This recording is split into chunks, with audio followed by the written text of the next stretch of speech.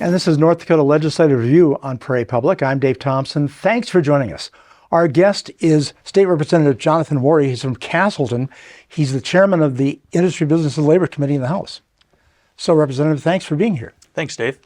I wanted to start with a bill that you've introduced, and it's about the Office of Entrepreneurship. Have I got that correct? You do.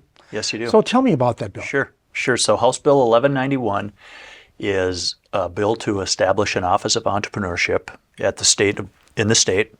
I got the concept of it. I've been a volunteer board member for an organization called Emerging Prairie, which is in Fargo, and one of the missions of Emerging Prairie is to really help develop the startup community, business startup community, and they've been doing that for about a decade and providing resources to entrepreneurs that are starting their business. It can be really lonely starting a business and a lot of sacrifices. So this creates a sense of community. I saw that model, and then I worked with some people from a national organization, nonpartisan organization called Right to Start. It's part of the Kauffman Foundation. And they have some model legislation that is now established in 6 other states, an Office of Entrepreneurship. So that was kind of the foundation for this, and to bring more of that to the central and western part of the state. Now, entrepreneurs do have ideas, and I suppose they sometimes feel, do I need to do it? Can I do this? Can I do this? This might help. Yes. Entrepreneurs are problem solvers, and this is really to help them establish viable businesses. There's so many things you have to do. There's a lot of red tape. There's a lot of reports you have to have from a financial standpoint, financing, regulations, HR. Just connecting you to some of those resources that can help you is really the impetus of this bill. We do have organizations in the state that already provide some of these services, but we need a coordinating effort, I think, to make it stronger. Maybe more of a one-stop shop, perhaps. Correct. Yeah. What's the reaction you've been getting on your bill? Yeah, I've actually had quite a few entrepreneurs come out, whether that be they've now got established businesses. I've had several say, I really could have used this. This really would have been helpful. A few people say, we're going to establish more government to help businesses get off the ground. And I say this, if we can provide something from an enablement standpoint that doesn't cost a lot of money, but can actually steward some of the things that are already happening, why wouldn't we invest in that? Absolutely. And you make a good point that we talk a lot about the big industries in North Dakota, oil and gas, agriculture, but really it's the new and emerging things that our entrepreneurs are bringing to the table that will help the economy grow. That's right. Entrepreneurs, small businesses are still our number one job creators that are out there in terms of net new organic job creation. And just like I said, entrepreneurs are problem solvers, people that start a business. There's a asphalt company that started in Bismarck 3 years ago, and the owner and his wife, they'll have 20 employees by the end of this year. He came and testified in support of this bill, saying, hey, if it wouldn't have been for some of the efforts we received from Emerging Prairie, we probably wouldn't be here. Now, of course, then you also point out something. As people are looking for jobs and people are looking for employees, there still is kind of a job shortage in North Dakota. Yeah, worker shortage. Shortage. Right.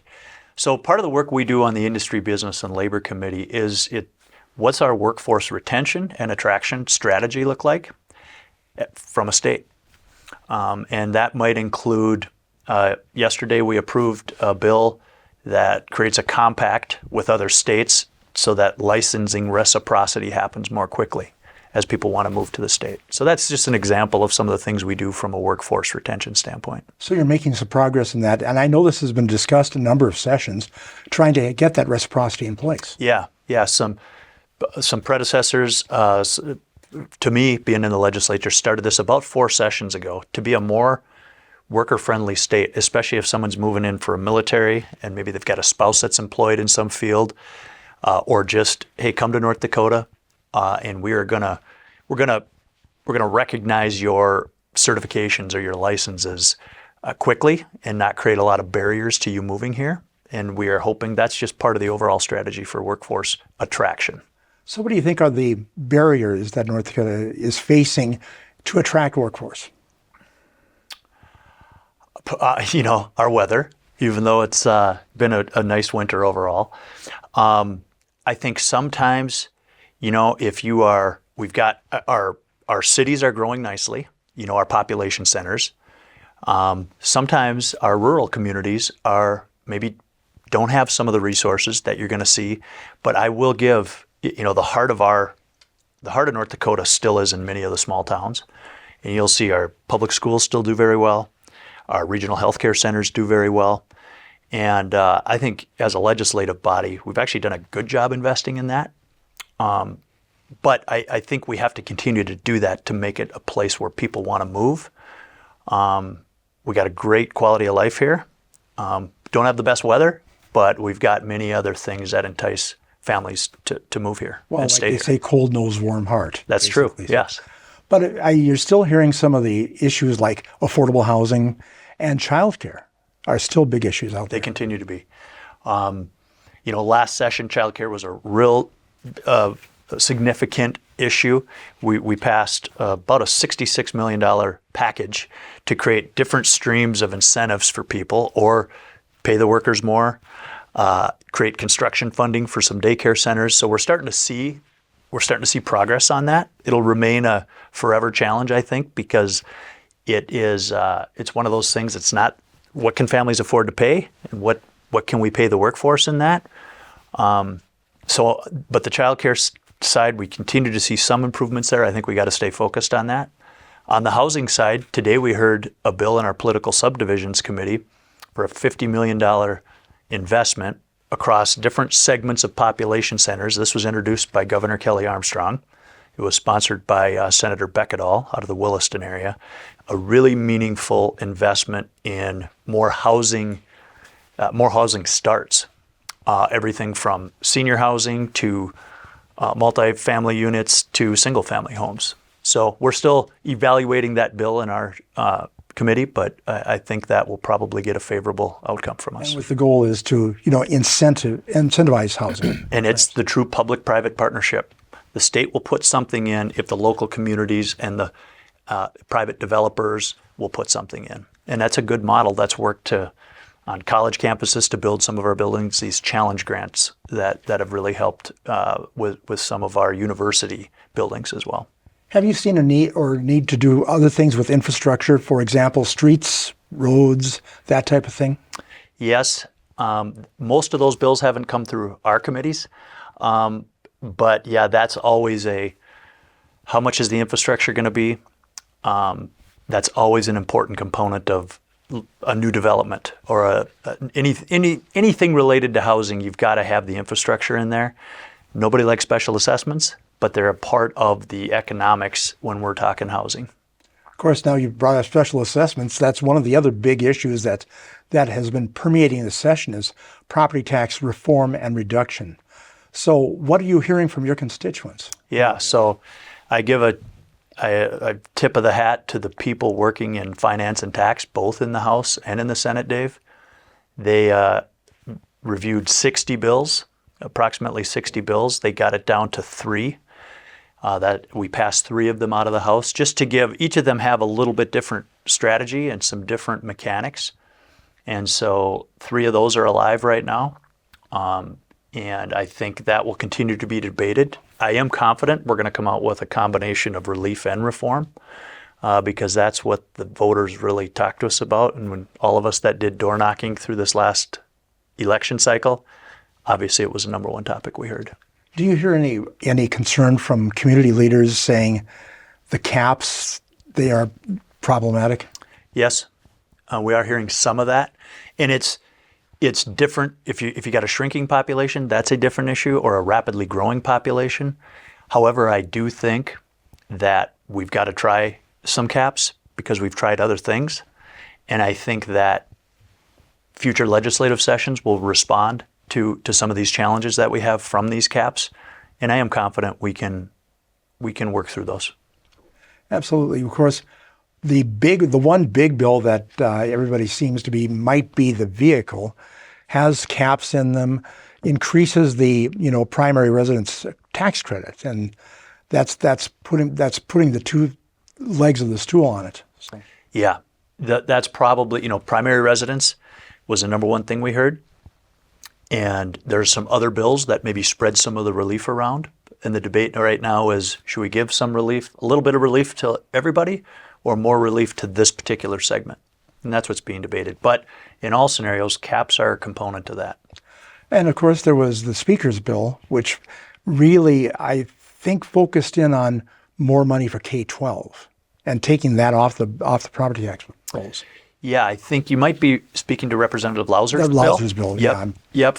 So that's putting more of the responsibility on the state for K-12 funding, among other things. Then Speaker Weiss's bill is a different valuation for agricultural, commercial, and residential property. Yes. So there are solutions, but it's not a simple fix, perhaps. Correct. It's one of those, problem from far away looks easy to solve until you get up close to it. And that's where I commend the committees, many of the leadership in both chambers. We hear it loud and clear from our constituents. This is the number one issue. Do your best to get it right. The good news is too, Governor Armstrong kicked off his, one of the first things he talked about in his address was leading with this. And then using the legacy fund streams, at least we've got a continuation now. We've got a funding source for this. At least in the 1176 version. Which seems to be a sustainable source. It seems to be sustainable. But I'll go back that when he election night, in his first interview with me, I said, okay, what are the big issues? Number one is property tax. Number two is property tax. Number three is property tax. So He had been hearing it. He understood. Everybody understands that property tax is really, top of mind for a lot of people. Yeah, it's so personal to so many people. And we have done some things with homestead tax credits, but it obviously has not been enough given some of the valuation increases we've seen. Just the price of housing, and because that's the mechanism by which we tax, that really has gone up substantially. So that's why it's so personal to people, and it's a very important issue. I am very impressed with the focus that both chambers of the legislature are putting on it. In your committee for IB&L, did you take a look at legislation regarding these data centers that are popping up all over the place? We saw one data center bill, but it was mostly around zoning. Sure. Who had the capability for zoning? Not that was going through other committees for those. Right, and that the other committees were dealing with power needs and yes, how to strengthen the grid to take care of these power centers. And what's interesting about that, some areas have excess power, like where it was going down in Dickey County, I believe, they've got excess power. That doesn't mean you're going to have that in all the areas that data centers are interested in moving in. So you have to be consulting with our power companies. We've got to be consulting with some of our other regulatory bodies to make sure that these are going into the right spot so that they're not having an issue where maybe rates are going to go up a lot for the citizens around there. That is not the intention of this. Okay, I want to go back to your other committee. You did deal with some election-related issues. What were the toughest issues that you felt you had to deal with? We had a lot more election-related issues last session. This particular time we had campaign finance disclosures. We had some of that. And if that could be made easier, I'm all for having as much sunshine on that as possible. But if that process could be made easier, I think that's good. A little bit on AI, saying that I actually sponsored this bill, and my friend, the late Josh Christie, sponsored a bill on this too, around on these political advertisements, making sure if they impersonate somebody and using AI, that we have to disclose that. So those are a couple of examples that we've seen from an election standpoint. There, of course, I don't know if it went through your committee, but there was a discussion about changing the primary process too. And I know based on some of the district conventions that happened in the Republican Party and some things like that, plus what happened during the state convention last year. Yes. So I think you're referencing where it would require everyone to get signatures to get on the ballot, bill, yes. Versus getting endorsed by the local districts, and that bill did fail.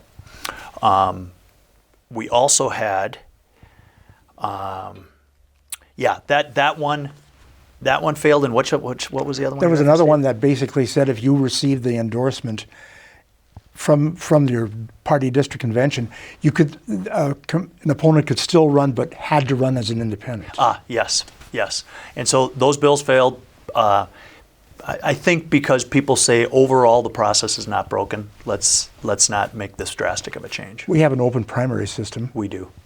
and so far it's worked. It has. I know that there is at least one representative in the House that wants to find a way that Republicans vote in Republican primaries, Democrats vote in Democrat primaries, which is problematic because we don't have voter registration. Correct. And nobody wants to go there, from what Right. I understand. No, that's right. We did have one additional bill. This was sponsored by Representative Wagner to require more of these important issues to go on either primary or general election ballots. So either the June or November, instead of having maybe some of these, a levy vote or some of these other votes that just get such low turnout. So that passed the House, and I think it's moving through the Senate right now. It is. What about the idea of prohibiting Fargo from doing this approval voting thing? Yeah, so that was something that came before us last session, and the state does feel, I shouldn't say the state, the majority of the House chamber for sure, I can speak to that, and I was on the majority side, feel that state voting laws should be uniform. And so, yet I know some of our representatives from our largest city say, what about our local control? And so that was a debate we had, and I think the majority of the House felt like we should have a uniform election law. So that was the argument that Yes. carried the day Yes. at that point. So you don't have any problem. I shouldn't say it this way. Fargo argued that this was a citizen initiative, and there's home rule charters, and it gets a little muddy at that point. And some of the people that sponsored it to outlaw, I would say, ranked choice or approval voting, said they heard from many constituents who were confused by the process. So I can see both sides of that issue. That's that is probably a contentious issue. Is it local control, or should it be standard uniform, election laws on that? And in that case, having uniform state laws won the day on that so far. You brought about, schools, brought up schools earlier talking about workforce. There is one amendment, constitutional amendment that's going through right now, which would take money from the Common Schools Trust Fund, take about $300 million out of it per year to repair or build schools. Do you have any thoughts on that? I do. And I think that would be premature of us to take that much out, even though there's this great need across many districts. And we got in some of our smaller communities, we got some dilapidated buildings that need help, but I don't think that's the right mechanism. I think we should allow that to grow so it can continue to fund per pupil payments. I am aware of an idea being cooked up, being developed right now for using some more of the legacy fund to do some school funding, and it's not fully baked yet, but I'm aware of a party that's bringing that idea forward. And I just don't think taking the Common Schools Trust Fund for these construction needs, that is not what its intent was. It was for per pupil funding.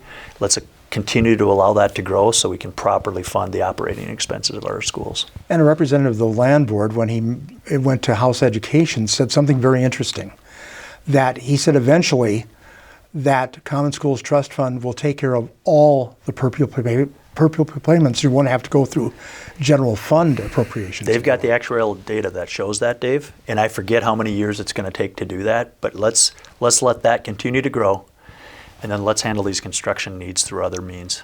That's my opinion. Okay.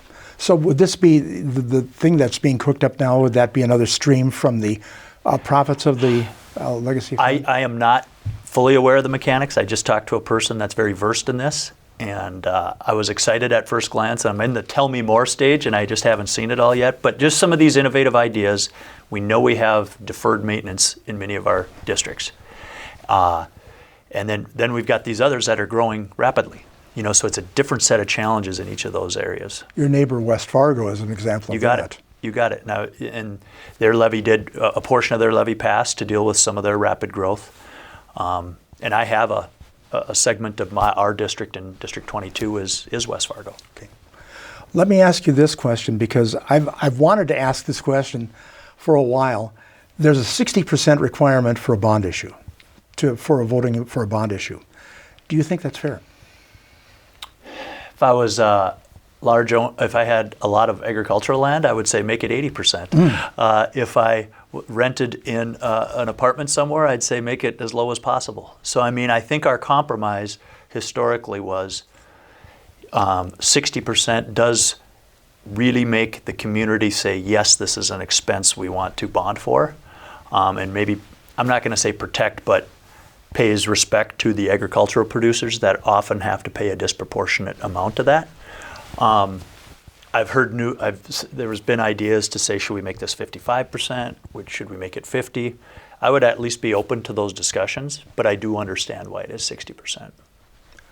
And speaking of bonding, it seems like there's not been a lot of discussion about bonding for big projects, for university school buildings or, state issue bonds or for the water projects. Anything going on in that? I'm not aware of any on that. We've been very averse to bonding, to not indebt ourselves in future legislatures to that. But I'm not aware. I'm not an appropriator, so haven't been part of those discussions. But of course, there's two things that are going on in that. Number one, the bond, it's not a good time to bond, from what I'm hearing from some financial people. And also, the state's still pretty good. We have a pretty good cash flow, and we have the Bank of North Dakota, which is, you can get lines of credit there. We do. Our revolving infrastructure loan fund, I mean, there's just several ways the Banks of North Dakota does help us. I will say, this maybe isn't exactly your question, but I'm on the Legacy Fund Advisory Committee with several other legislators, and we are doing we're actually going to take a portion of the Legacy Fund and put it into real assets. So that could be potentially utilized for power transmission or some of these things you're speaking of, just to provide some of the liquidity for those things. For the Bank of North Dakota to provide some funding for that too, or financing for that. Would that be out of the principal, or just the province? That is my understanding. Yes. So it's as that is 11 plus billion now, it's taking a portion of that and putting it into real assets. We're putting some into investments in actual companies. We're doing some with the revolving infrastructure. This would be for real assets. And with this, the Sovereign Wealth Fund is growing. It is. And is growing exponentially, and we're doing very well. So maybe that's a valid use for that. Potentially. And I think the timing's right. I think with the new governor in office, I think I would love Governor Armstrong to lead us through a conversation to go, is it a sovereign wealth fund or is it a revenue replacement fund? Now that's or an on what concept. continuum Yeah. is that, And so we are using it for some great purposes. You could make the case it could do even more. And we have a couple minutes left. Castleton is going to benefit from the Red River Valley Water Supply Project, correct? Yeah, everybody in the Red River Valley will ultimately, yes. And ironically enough, Governor Bill Guy back in the 60s, I know he was behind it. He was from the Castleton area. 60 years later, here we are. It's finally coming to fruition. But yes, it's taking the Missouri, water from the Missouri River before there's demand for it downstream, and it's taking that over to the eastern part of the state. I remember some of those discussions. I've been around for a while. Yeah, you've been around a while, Dave. I knew Governor Guy, and then after he left the governorship, he started working more with the Garrison Diversion Project, and he came up with some ideas. He did great work, foundational work, and then several of the people that are in the legislature now have done some really good work on this to get it to this point. Castleton was the home of how many governors? Five. Five. Five governors. Name them. Oh boy. Burke, Langer, Guy, Sinner, Dalrymple. Would that be one day worry? No. I'm happy serving in the legislature. We got a couple seconds left. I'd like to ask you a couple questions.